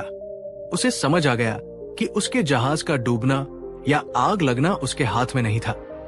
लेकिन उसके बाद हार मानकर बैठ जाना पूरी तरह से उसकी अपनी गलती थी। उसने बुद्ध के चरण छुए और वहां से चला गया। उसने किस्मत को कोसना छोड़ दिया। उसने फिर से छोटे स्तर से, बहुत ही कम पैसों से एक नया काम शुरू किया। इस बार वो ज्यादा सतर्क था। उसने पुरानी गलतियों से सीखा था। जब भी कोई मुश्किल आती, वो रोता नहीं, बल्कि उसका समाधान खोजता। कुछ ही सालों में वो व्यापारी पहले से भी कहीं ज्यादा धनवान और सफल हो गया। लेकिन इस बार उसके अंदर घमंड नहीं था और ना ही किस्मत खराब होने का डर था, क्योंकि अब वो जान चुका था कि जीवन की डोर किसी और के नहीं, बल्कि खुद उसके अपने हाथों में है। वीडियो के इस आखिरी हिस्से में मैं आपसे एक बात कहना चाहता हूं। जिंदगी एक खेल की तरह है। कभी आपके हाथ में बहुत अच्छे पत्ते आएंगे और कभी बहुत खराब पत्ते आएंगे। खराब पत्ते आना आपकी किस्मत हो सकती है, लेकिन उन खराब पत्तों के साथ भी पूरी सूझबूझ और हिम्मत के साथ खेलना, ये आपका कर्म है। और कई बार खराब पत्ते मिलने वाला खिलाड़ी भी अपने खेलने के तरीके से बाजी जीत जाता है। इसलिए आज से और अभी से अपने आप को बेचारा समझना बंद कर दीजिए। आप कोई कमजोर इंसान नहीं है। आपके अंदर वो असीम शक्ति छिपी है जो पहाड़ों का सीना चीर कर रास्ता बना सकती है। बस जरूरत है तो उस गलती को छोड़ने की जहां आप अपनी शक्ति किसी अदृश्य किस्मत के हवाले कर देते हैं। हमेशा याद रखें, आप अपनी किस्मत खुद लिखते हैं। खुश रहें, शांत रहें और बिना रुके अपना कर्म करते रहें। समय देने के लिए आपका बहुत बहुत धन्यवाद। कहानी 4। क्या आप हर महीने अपनी सैलरी या कमाई का इंतजार करते हैं और महीने के 15 दिन बीतते बीतते आपका बैंक अकाउंट खाली हो जाता है? क्या आप दिन रात मेहनत करते हैं, कोल्हू के बैल की तरह पसीना बहाते हैं, लेकिन फिर भी गरीबी आपका पीछा नहीं छोड़ रही? क्या कभी आपके मन में यह सवाल आया है कि आखिर क्यों कुछ लोग बहुत कम मेहनत करके भी करोड़ों में खेल रहे हैं और आप 24 घंटे भागदौड़ करने के बाद भी सिर्फ अपनी जरूरतें पूरी कर पा रहे हैं? वीडियो की शुरुआत में ही मैं आपसे एक बहुत सीधा और कड़वा सवाल पूछना चाहता हूं। क्या आपको भी बचपन से यही सिखाया गया है कि पैसा ही सारी बुराइयों की जड़ है, या अमीर लोग लालची और बुरे होते हैं? जरा ईमानदारी से सोचिए और वीडियो को यही पॉज करके मुझे कमेंट में बताइए, हाँ मुझे यही सिखाया गया है, या नहीं मेरी सोच अलग है। दोस्तों, अगर आपका जवाब हाँ है तो आज मैं आपका एक बहुत बड़ा भ्रम तोड़ने वाला हूं। हम अक्सर सोचते हैं कि आध्यात्म, धर्म या गौतम बुद्ध की शिक्षाओं का मतलब है सब कुछ छोड़ छाड़ कर सन्यासी बन जाना। हमें लगता है कि बुद्ध तो खुद एक राजा थे जिन्होंने अपना खजाना छोड़ दिया था, तो वो हमें अमीर बनने का रास्ता कैसे दिखा सकते हैं? लेकिन ये हमारा सबसे बड़ा अज्ञान है। बुद्ध ने कभी नहीं कहा कि गरीबी में जीना कोई बहुत महान काम है। बुद्ध ने कहा था कि शारीरिक और मानसिक दरिद्रता दोनों ही इंसान को दुख की ओर ले जाती है। आज के इस वीडियो में मैं आपको गौतम बुद्ध के जीवन की एक ऐसी कहानी सुनाने जा रहा हूं जो सीधे तौर पर पैसे और अमीरी के विज्ञान से जुड़ी है। ये कोई साधारण कहानी नहीं है। ये धन को आकर्षित करने का वो प्राचीन रहस्य है जिसे दुनिया के हर अमीर इंसान ने अनजाने में या जानबूझकर अपनी जिंदगी में अपनाया है। अगर आज आप कर्ज में डूबे हैं, अगर आपके पास कोई रास्ता नहीं बचा है, तो मैं आपसे हाथ जोड़कर विनती करता हूं कि इस वीडियो को आज बीच में मत छोड़ना। इस वीडियो का एक एक शब्द आपकी आर्थिक स्थिति, आपके बैंक बैलेंस और आपकी जिंदगी को हमेशा के लिए बदल सकता है। तो चलिए अपने मन को शांत कीजिए और इस गहरे सफर पर मेरे साथ चलिए। आज से 2500 साल पहले श्रावस्ती नाम के एक नगर में गौतम बुद्ध का आगमन हुआ। श्रावस्ती उस समय का एक बहुत ही संपन्न नगर था जहां बड़े बड़े व्यापारी और सेठ रहते थे। लेकिन उसी नगर के एक छोटे से कोने में, एक टूटी फूटी झोपड़ी में एक बहुत ही गरीब आदमी रहता था। उस आदमी की गरीबी का ये आलम था कि उसके पास पहनने के लिए ढंग के कपड़े नहीं थे और कई बार उसे दिन में सिर्फ एक समय का रूखा सूखा खाना खाकर गुजारा करना पड़ता था। वो हर रोज नगर के अमीर व्यापारियों को शानदार रथों में घूमते देखता, रेशमी कपड़े पहने हुए देखता तो उसके अंदर एक गहरी निराशा और गुस्सा भर जाता। वो मन ही मन सोचता, इस दुनिया में कितना अन्याय है। मैं दिन भर मजदूरी करता हूँ, लकड़ियां काटता हूँ, पत्थर तोड़ता हूँ, फिर भी मुझे 2 वक्त की रोटी नसीब नहीं होती। और ये व्यापारी गद्दों पर बैठकर सिर्फ आदेश देते हैं और इनके पास सोने चांदी का ढेर लगा है। भगवान ने मेरे ही भाग्य में ये दरिद्रता क्यों लिखी है? एक दिन उस गरीब आदमी ने सुना कि नगर में गौतम बुद्ध आए हुए हैं और लोग कहते हैं कि उनके पास दुनिया की हर समस्या का समाधान है। उस आदमी ने सोचा कि क्यों ना मैं भी बुद्ध के पास जाऊं और उनसे पूछूं कि आखिर मेरी किस्मत इतनी खराब क्यों है, आखिर मैं इतना गरीब क्यों हूं। वो आदमी फटे हुए कपड़ों में भूखे पेट धीरे धीरे चलते हुए उस जगह पहुंचा जहां बुद्ध अपने शिष्यों को उपदेश दे रहे थे। जब प्रवचन खत्म हुआ और भीड़ छंटने लगी तो वो गरीब आदमी कांपते हुए बुद्ध के करीब गया। वो बुद्ध के चरणों में गिर पड़ा और रोते हुए बोला, हे तथागत, मैं इस जीवन से बहुत हार चुका हूं। मैं जब भी इस दुनिया को देखता हूं तो मुझे लगता है कि मेरे साथ बहुत बड़ा धोखा हुआ है। मैंने किसी का क्या बिगाड़ा है, फिर भी मैं इतना गरीब क्यों हूं? क्या मेरे भाग्य में सिर्फ दुख और दरिद्रता ही लिखी है? मुझे बताइए कि मैं इतना गरीब क्यों हूं? बुद्ध ने उस आदमी को उठाया। उसकी आंखों में एक गहरी करुणा थी। बुद्ध ने बहुत ही शांत और मधुर स्वर में कहा, तुम गरीब इसलिए हो क्योंकि तुमने आज तक कभी किसी को कुछ दिया ही नहीं, तुमने देना सीखा ही नहीं। ये सुनते ही वो गरीब आदमी हैरान रह गया। उसे लगा कि बुद्ध शायद उसकी बात समझ नहीं पाए। उसने थोड़ा झिझकते हुए लेकिन तेज आवाज में कहा, भगवान, आप ये क्या कह रहे हैं? मैं तो खुद एक भिखारी के समान हूं। मेरे पास खाने को अन्न नहीं है, पहनने को कपड़े नहीं है, मेरे पास धन का एक छोटा सा सिक्का भी नहीं है। भला मैं किसी को क्या दे सकता हूं? दान तो वो लोग करते हैं जिनके पास खजाने भरे पड़े हैं। मेरे पास तो देने के लिए कुछ है ही नहीं। अब बुद्ध मुस्कुराए। वो एक ऐसी मुस्कान थी जिसमें ब्रह्मांड का सारा ज्ञान छिपा था। बुद्ध ने कहा, यह तुम्हारा सबसे बड़ा अज्ञान है कि इंसान सिर्फ धन या पैसे से ही कुछ दे सकता है। तुम्हें लगता है कि दान सिर्फ सोने चांदी का होता है। ब्रह्मांड ने, प्रकृति ने तुम्हें 5 ऐसी अनमोल चीजें दी हैं जिन्हें तुम हर दिन दूसरों को दे सकते हो और बदले में इस दुनिया की कोई भी दौलत हासिल कर सकते हो। लेकिन तुमने अपनी अज्ञानता के कारण उन्हें कभी इस्तेमाल ही नहीं किया। गरीब आदमी की आंखें चौड़ी हो गई। उसने पूछा, कौन सी 5 चीजें तथागत? मुझे बताइए। अब जो बुद्ध ने कहा उसे बहुत ध्यान से सुनिएगा, क्योंकि यहीं से आपके अमीर बनने का रास्ता शुरू होता है। बुद्ध ने कहा, पहली चीज, प्रकृति ने तुम्हें एक चेहरा दिया है। तुम इस चेहरे से दूसरों को एक प्यारी सी मुस्कान दे सकते हो। किसी निराश इंसान को देखकर मुस्कुरा सकते हो। दूसरी चीज, प्रकृति ने तुम्हें एक मुंह दिया है।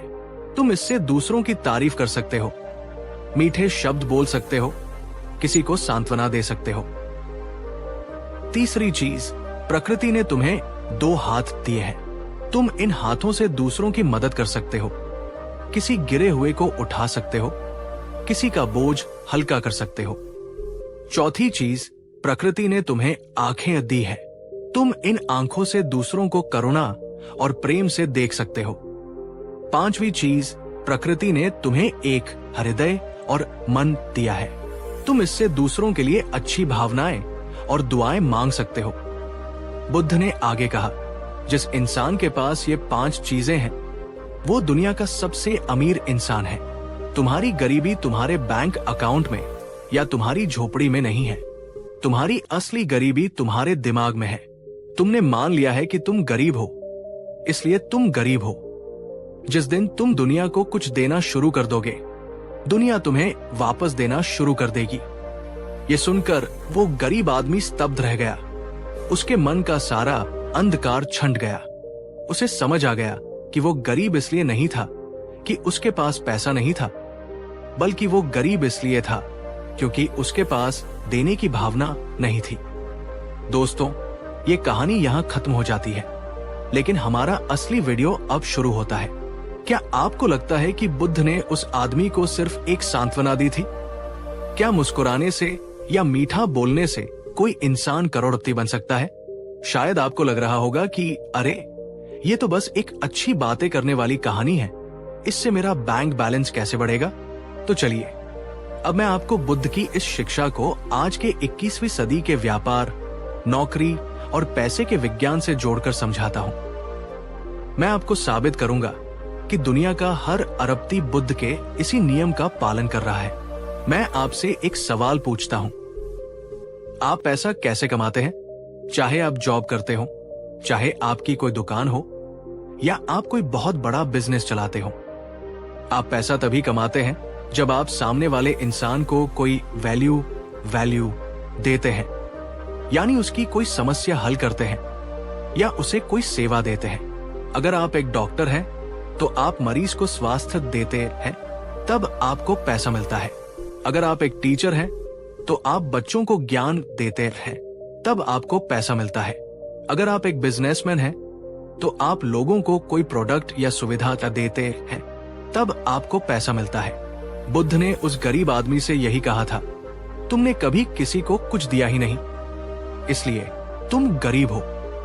गरीबी की सबसे बड़ी मानसिकता यह है कि इंसान हमेशा सोचता है कि मुझे क्या मिलेगा, मैं ये काम क्यों करूं, इसमें मेरा क्या फायदा है, मैं इसके लिए ओवरटाइम क्यों करूं, मुझे इसके एक्स्ट्रा पैसे थोड़ी मिल रहे हैं। जो इंसान हमेशा सिर्फ लेने के बारे में सोचता है, वो जीवन भर गरीब रहता है। लेकिन जो इंसान ये सोचता है कि मैं दूसरों की जिंदगी को कैसे बेहतर बना सकता हूं, मैं अपने काम में ऐसी क्या नई चीज जोड़ सकता हूं जिससे लोगों को फायदा हो, वो इंसान देखते ही देखते अमीर बन जाता है। अब जरा सोचिए, क्या आपके अंदर देने की मानसिकता है या सिर्फ लेने की? मुझे कमेंट में पूरी ईमानदारी से बताइए। क्या आप अपने ऑफिस में या अपने ग्राहकों को उनकी उम्मीद से ज्यादा सेवा देते हैं, या आप सिर्फ उतना ही काम करते हैं जितने आपको पैसे मिलते हैं? दोस्तों, ब्रह्मांड का एक बहुत ही अटल नियम है जिसे law of cause and effect कहते हैं। पैसे का दूसरा नाम है ऊर्जा, एनर्जी।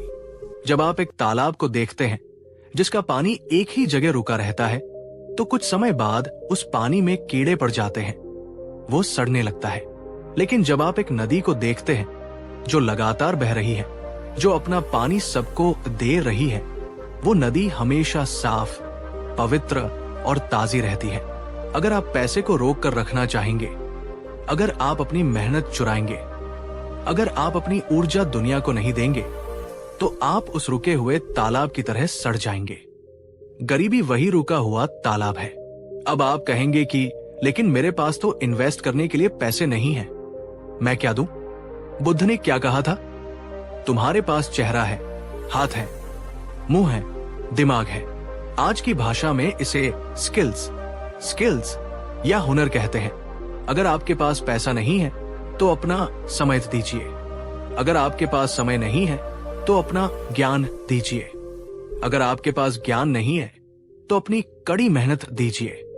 दुनिया में ऐसा कोई इंसान नहीं है जो शून्य हो।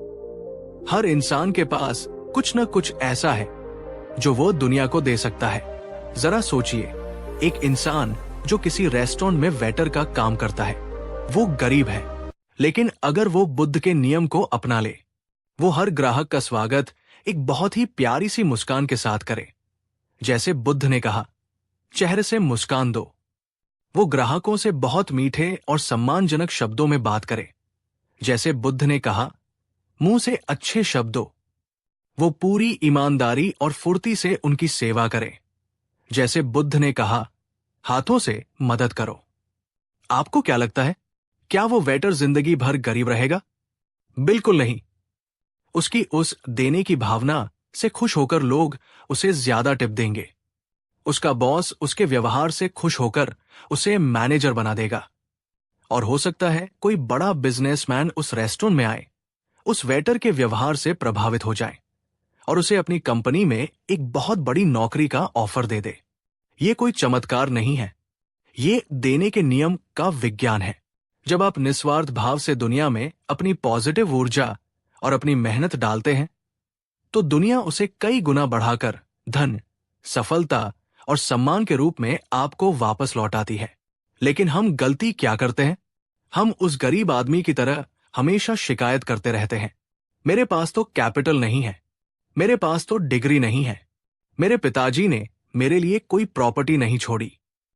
जब आप इस कमी की मानसिकता, स्कैर्सिटी माइंडसेट में जीते हैं, तो आपका दिमाग आपके लिए दरवाजे बंद कर देता है। आप अपने आसपास बिखरे हुए मौकों को देख ही नहीं पाते। आप एक विक्टिम यानी पीड़ित बन जाते हैं। मैं आपसे एक बहुत ही महत्वपूर्ण सवाल पूछने जा रहा हूं और मैं चाहता हूं कि आप इसका जवाब खुद को जरूर दें।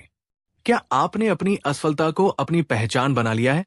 क्या आपको लोगों से ये कहने में मजा आने लगा है कि मेरी तो किस्मत ही खराब है?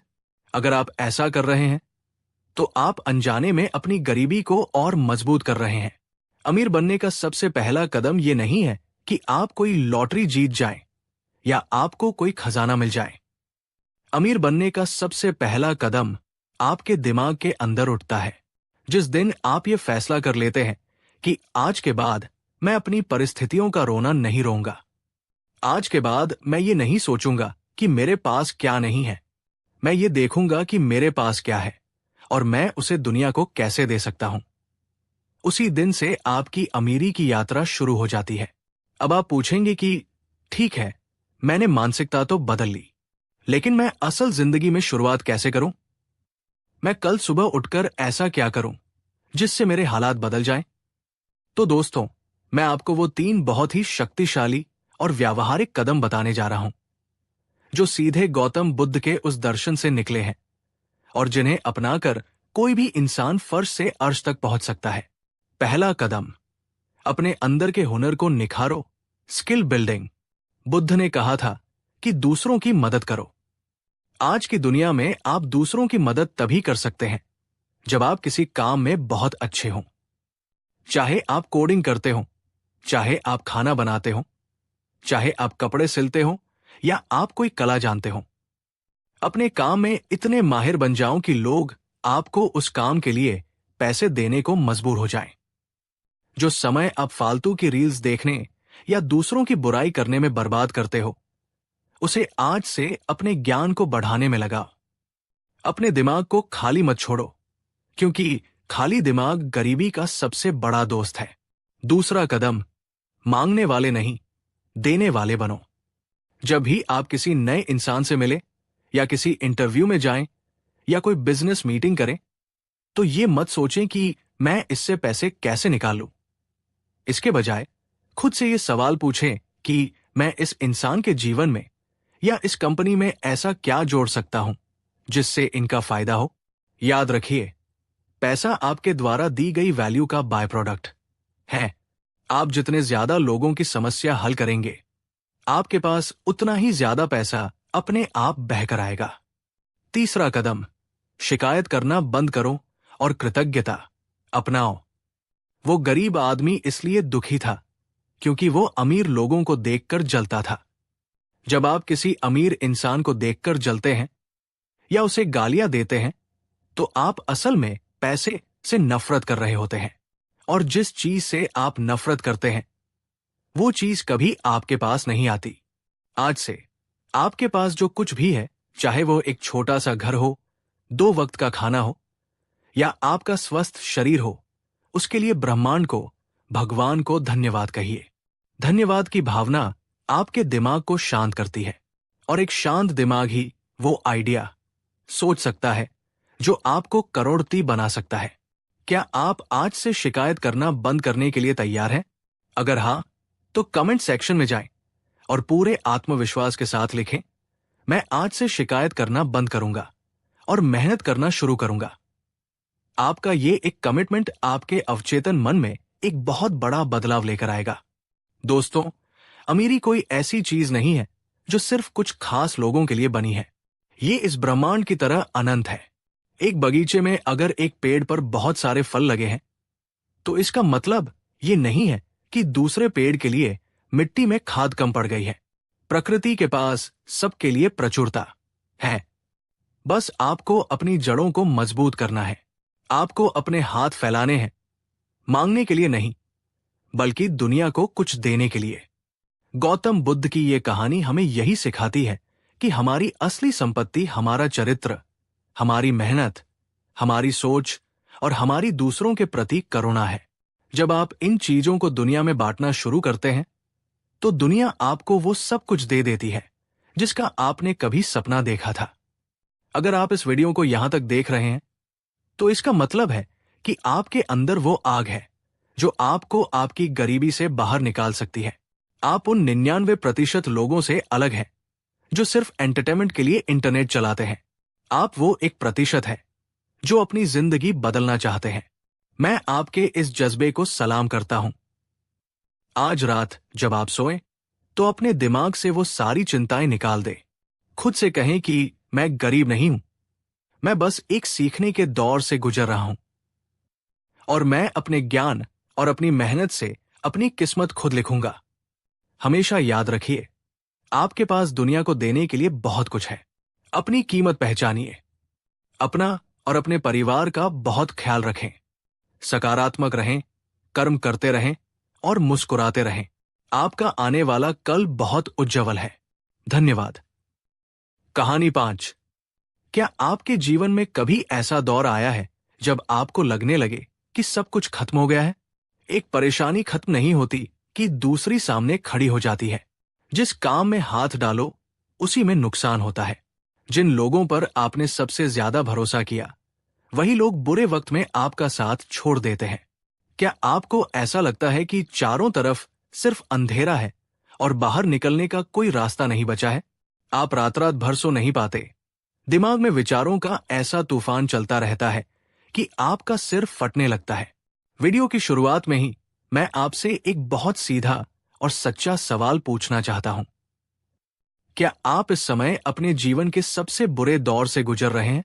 क्या आप अंदर ही अंदर टूट चुके हैं और बस किसी तरह खुद को संभाल कर चल रहे हैं? अगर हां, तो अभी इस वीडियो को रोकिए और कमेंट में पूरी ईमानदारी से मुझे बताइए, हां, मेरा बुरा वक्त चल रहा है। दोस्तों, अगर आपका जवाब हाँ है, तो यकीन मानिए, आज आप बिल्कुल सही जगह पर आए हैं। जब इंसान का बुरा वक्त आता है, तो उसे कोई सलाह काम नहीं आती, कोई मोटिवेशन काम नहीं आता। उस समय इंसान को सिर्फ एक दिशा की जरूरत होती है, एक ऐसे प्रकाश की जरूरत होती है जो उसे बता सके कि इस अंधेरे से बाहर कैसे निकलना है।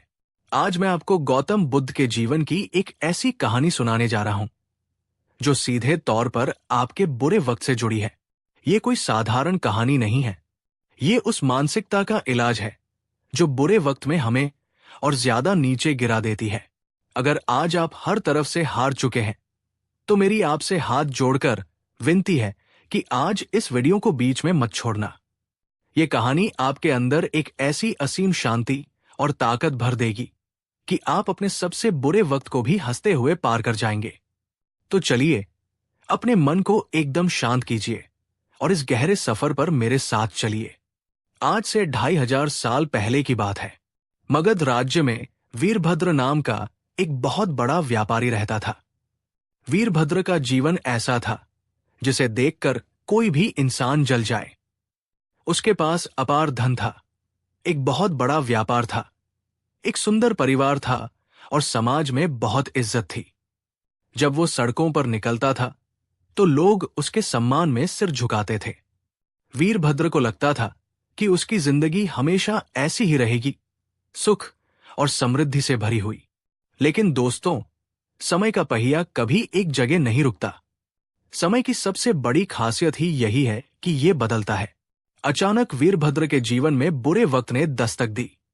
एक दिन खबर आई कि समुद्र में तूफान आने की वजह से उसके वो सभी समुद्री जहाज डूब गए हैं जिनमें उसका करोड़ों का माल लदा हुआ था। वीरभद्र इस नुकसान से अभी संभल भी नहीं पाया था कि उसके गोदामों में एक भयानक आग लग गई और उसका बचा खुचा सारा व्यापार राख में बदल गया। बुरे वक्त की एक बहुत बड़ी सच्चाई है, ये कभी अकेला नहीं आता। जब बुरा वक्त आता है, तो वो चारों तरफ से वार करता है। व्यापार खत्म होने के बाद जिन लोगों ने वीरभद्र को कर्ज दिया था, वे उसके दरवाजे पर आकर उसे गालियां देने लगे। उसका शानदार महल बिक गया। लेकिन सबसे बड़ा दुख वीरभद्र को तब हुआ जब उसके अपने सगे रिश्तेदारों और दोस्तों ने उससे मुंह मोड़ लिया। जो लोग कल तक उसके आगे पीछे घूमते थे, आज वे उसे सड़कों पर देखकर रास्ता बदल लेते थे। वीरभद्र पूरी तरह से टूट चुका था। वो इंसान जो कल तक मखमली गद्दों पर सोता था, आज सड़क की धूल फांक रहा था। उसके मन में दिन रात बस एक ही विचार चलता रहता था कि मैं बर्बाद हो गया, अब मेरे जीवन में कुछ नहीं बचा, इससे तो अच्छा है कि मैं अपनी जान दे दूं। वीरभद्र के मन में आत्महत्या का विचार पक्का हो गया। वो एक रात अपने घर से निकला और गांव के बाहर एक गहरी नदी की तरफ चल पड़ा। वो नदी में कूदकर अपनी जान देना चाहता था। जब वो नदी के किनारे पहुंचा और कूदने ही वाला था, तभी किसी ने पीछे से उसके कंधे पर हाथ रखा। वीरभद्र ने पलट कर देखा तो वहां एक बहुत ही शांत और दिव्य चेहरे वाले सन्यासी खड़े थे। वो सन्यासी कोई और नहीं, स्वयं गौतम बुद्ध थे। बुद्ध ने बहुत ही कोमल स्वर में पूछा, हे मित्र, इतनी रात गए तुम इस गहरी नदी के किनारे क्या खोज रहे हो? वीरभद्र फूट फूट कर रोने लगा। उसने कहा, हे मुनि, मैं अपनी मौत खोज रहा हूं। मेरी जिंदगी में अब कुछ नहीं बचा। मेरा सारा धन छिन गया। मेरे अपनों ने मुझे धोखा दे दिया। मेरा सम्मान मिट्टी में मिल गया। जब मेरे पास कोई उम्मीद ही नहीं बची तो मैं जी कर क्या करूंगा? मेरे बुरे वक्त ने मुझे कहीं का नहीं छोड़ा। मैं इस जीवन रूपी नर्क से आजाद होना चाहता हूं। बुद्ध उसकी बात सुनकर बिल्कुल भी विचलित नहीं हुए। उनके चेहरे पर वही पुरानी शांत मुस्कान थी। बुद्ध ने कहा, वीरभद्र, तुम मरना चाहते हो, यह तुम्हारी मर्जी है, लेकिन मरने से पहले क्या तुम मेरा एक छोटा सा काम कर सकते हो? मुझे बहुत प्यास लगी है, क्या तुम मुझे थोड़ा पानी पिला सकते हो? वीरभद्र ने सोचा कि अब मरना तो है ही, मरने से पहले अगर किसी की प्यास बुझ जाए तो इसमें क्या बुराई है। उसने बुद्ध की बात मान ली। बुद्ध ने उसे एक खाली बर्तन दिया और कहा, यहां से कुछ दूरी पर एक छोटी सी झील है, तुम वहां से मेरे लिए पानी ले आओ। वीरभद्र बर्तन लेकर उस झील की तरफ चल पड़ा। जब वो झील के पास पहुंचा तो उसने देखा कि अभी अभी कुछ जंगली जानवरों का एक बड़ा झुंड उस झील के पानी में से दौड़ता हुआ निकला है। जानवरों के दौड़ने की वजह से झील के नीचे की सारी मिट्टी और कीचड़ ऊपर आ गया था। जो पानी कुछ देर पहले एकदम साफ था, वो अब पूरी तरह से गंदा और मटमैला हो चुका था। पानी में सड़े हुए पत्ते और कीचड़ तैर रहे थे। वीरभद्र ने सोचा कि मैं ये गंदा पानी उस पवित्र सन्यासी को कैसे पिला सकता हूं। वो बिना पानी लिए खाली बर्तन के साथ बुद्ध के पास लौट आया। उसने बुद्ध से कहा, हे मुनि, उस झील का पानी बहुत गंदा हो चुका है। जानवरों ने सारा कीचड़ ऊपर कर दिया है। वो पानी पीने लायक नहीं है। आप कहें तो मैं किसी और नदी की तलाश करूं। बुद्ध ने मुस्कुराते हुए कहा, नहीं वीरभद्र, मुझे उसी झील का पानी पीना है। तुम थोड़ी देर यहीं मेरे पास बैठ जाओ। वीरभद्र हैरान था, लेकिन वो बुद्ध के पास बैठ गया। लगभग आधा घंटा बीत जाने के बाद बुद्ध ने फिर से वो बर्तन वीरभद्र को दिया और कहा, जाओ, अब उसी झील से पानी लेकर आओ। वीरभद्र को थोड़ा गुस्सा आया। उसने मन ही मन सोचा कि ये सन्यासी कितना जिद्दी है। जब पानी गंदा है तो गंदा ही रहेगा, आधे घंटे में क्या चमत्कार हो जाएगा। लेकिन फिर भी वो चुपचाप बर्तन लेकर दोबारा उस झील की तरफ चल पड़ा। जब वीरभद्र झील के किनारे पहुंचा तो उसकी आंखें फटी की फटी रह गई। वहां कोई चमत्कार नहीं हुआ था, बल्कि प्रकृति का एक बहुत ही साधारण सा नियम काम कर रहा था। जो कीचड़ और मिट्टी कुछ देर पहले पानी के ऊपर तैर रही थी, वो अब धीरे धीरे अपने आप झील के तल में बैठ गई थी। सड़े हुए पत्ते किनारे पर लग गए थे और पानी शीशे की तरह एकदम साफ और पारदर्शी हो गया था। वीरभद्र ने खुशी खुशी उस बर्तन में वो साफ पानी भरा और दौड़ता हुआ बुद्ध के पास आया। उसने बुद्ध को पानी देते हुए कहा, हे मुनि, आप सही थे, पानी बिल्कुल साफ हो गया। सारा कीचड़ अपने आप नीचे बैठ गया। बुद्ध ने पानी का घूंट पिया और फिर वीरभद्र की आंखों में गहराई से देखते हुए एक ऐसी बात कही जिसने वीरभद्र के पूरे जीवन को बदल कर रख दिया। बुद्ध ने कहा, वीरभद्र, क्या तुमने देखा कि उस गंदे पानी को साफ करने के लिए तुमने क्या किया? वीरभद्र ने कहा, मैंने कुछ नहीं किया मुनि जी, मैं तो बस चुपचाप इंतजार कर रहा था। बुद्ध बोले, बिल्कुल सही। जब पानी गंदा था तब अगर तुम उस पानी में उतर जाते, अगर तुम अपने हाथों से उस कीचड़ को साफ करने की कोशिश करते तो क्या होता? वीरभद्र ने कहा, तो पानी और ज्यादा गंदा हो जाता, कीचड़ और ज्यादा फैल जाता। अब बुद्ध की आवाज में एक बहुत ही गहरी गूंज थी। उन्होंने कहा, वीरभद्र, तुम्हारे जीवन का बुरा वक्त भी बिल्कुल इस झील के गंदे पानी की तरह है। जब जीवन में परेशानियां आती है, जब बुरा वक्त आता है, तो हमारे मन की झील में विचारों का, डर का और घबराहट का कीचड़ ऊपर आ जाता है। हमारा मन अशांत हो जाता है और हम क्या गलती करते हैं? हम उस अशांत मन के साथ घबराहट में तुरंत कोई फैसला लेना चाहते हैं। हम उस कीचड़ से लड़ने लगते हैं। हम हाथ पैर मारते हैं। हम लोगों पर गुस्सा करते हैं, भगवान को कोसते हैं, खुद को खत्म करने की सोचते हैं। और नतीजा क्या होता है?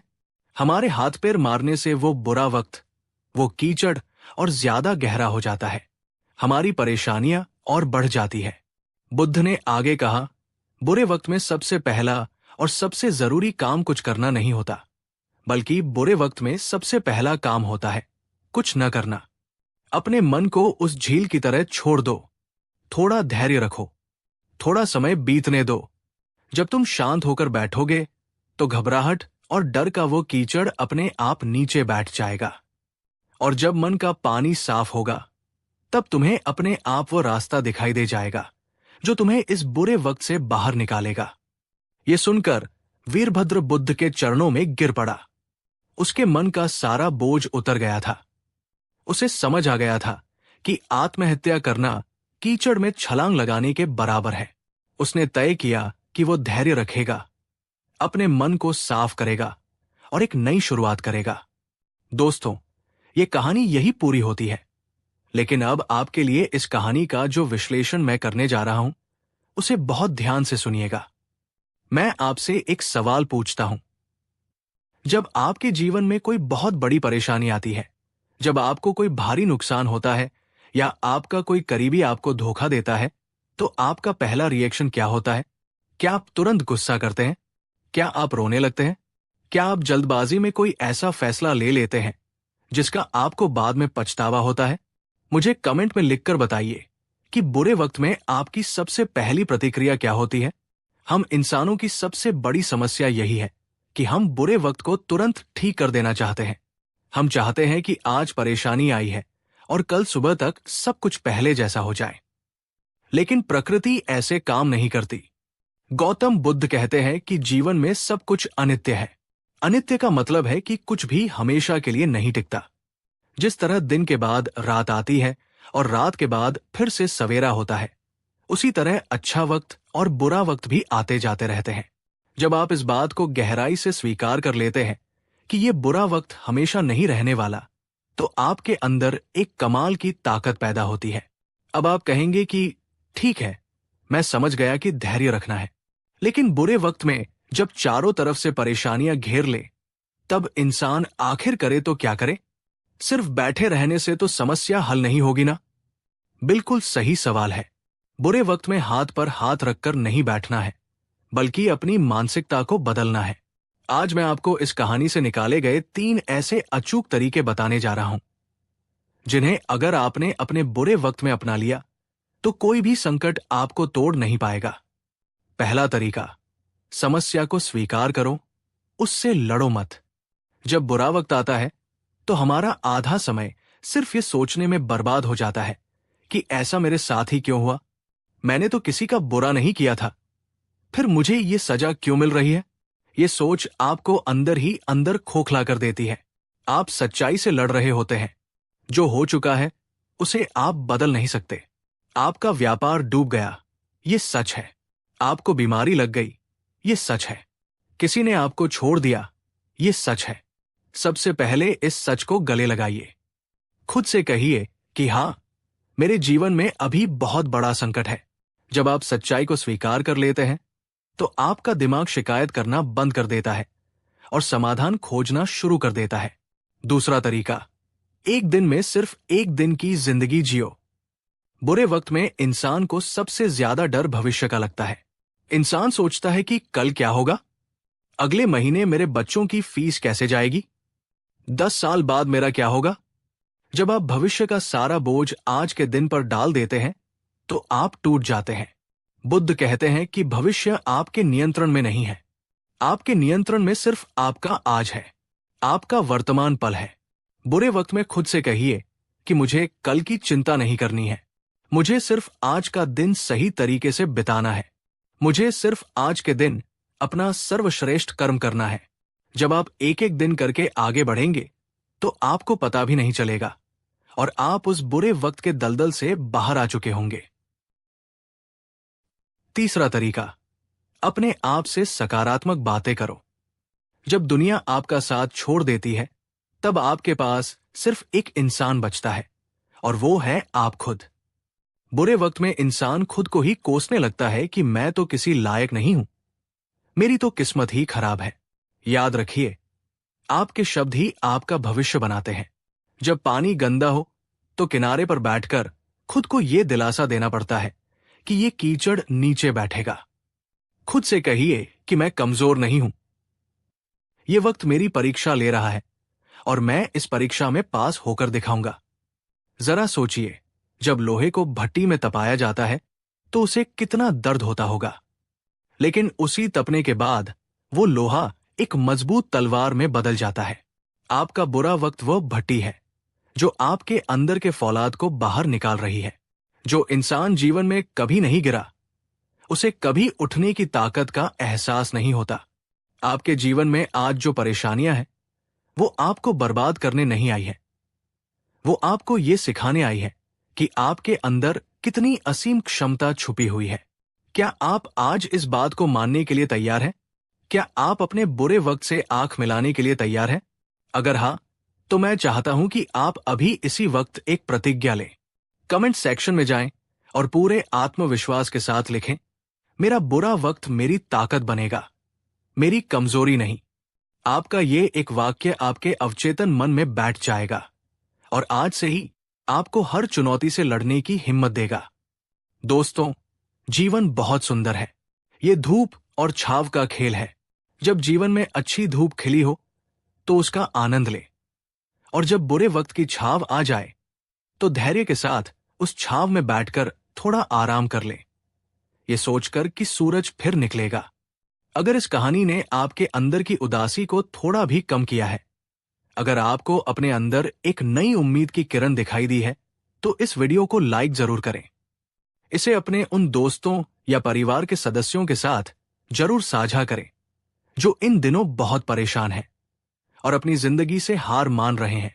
शायद आपकी एक छोटी सी कोशिश किसी इंसान की जिंदगी बचा ले, बिल्कुल वैसे ही जैसे बुद्ध ने वीरभद्र की जिंदगी बचाई थी।